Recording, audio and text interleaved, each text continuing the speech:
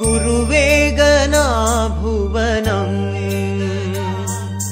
దిశ చూపిన గగనం గురువేగ శృతి కిరణం భవతారణా చరణం. సభాయై నమః. శ్రీ గురుభ్యో నమః. వేదిక మీద ఉన్న పెద్దలకు, విచ్చేసిన మీ అందరికీ నమస్సులు. గురు బ్రహ్మ గురుర్విష్ణు గురుర్దేవో మహేశ్వరః అన్న శ్లోకం మన శివనారాయణ మాస్టారు యందు అక్షర సత్యం.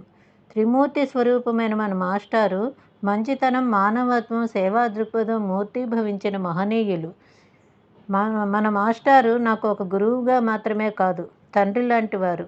అచంచలమైన పితృవాత్సల్యాన్ని నాపై చూపి, అమ్మాయి ఎలా ఉన్నావు, రామ్మ ఒకసారి అంటూ వారానికి 3 సార్లన్నా నాకు ఫోన్ చేసి ఆప్యాయంగా పలకరించేవారు.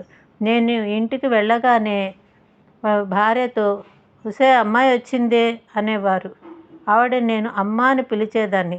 ఆ దంపతులు నన్ను ఎంతగానో ఆదరించి ఆప్యాయత చూపేవారు. నాకు శాంతి ఎంతో నీవు అంతేనమ్మా అనేవారు మాస్టారు.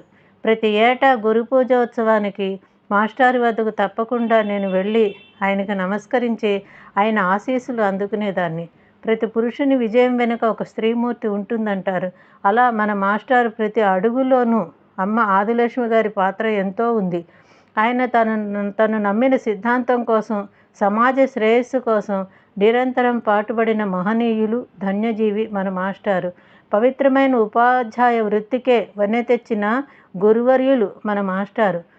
తనలాగానే తన బిడ్డలను కూడా ఉన్నత విద్యావంతులను చేసి పవిత్ర ఉపాధ్యాయ వృత్తిలో నడిపిస్తూ ఉన్న మార్గదర్శి మన మాస్టారు. తన జీవితం అంతా సమాజ శ్రేయస్సు కోసం పాటుపడి తదనంతరం తన పార్థివ దేహాన్ని వైద్య విద్యార్థుల విజ్ఞానం కోసం దానం చేసిన అపర దానకర్ణుడు మన మాస్టారు.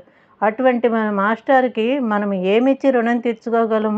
వారు చూపిన ఆదర్శాలను పాటిస్తూ ఆ మార్గంలో మనం నడవడమే ఆయనకిచ్చే మనం గురుదక్షిణ. మాస్టారు మీరెక్కడికి వెళ్ళలేదు.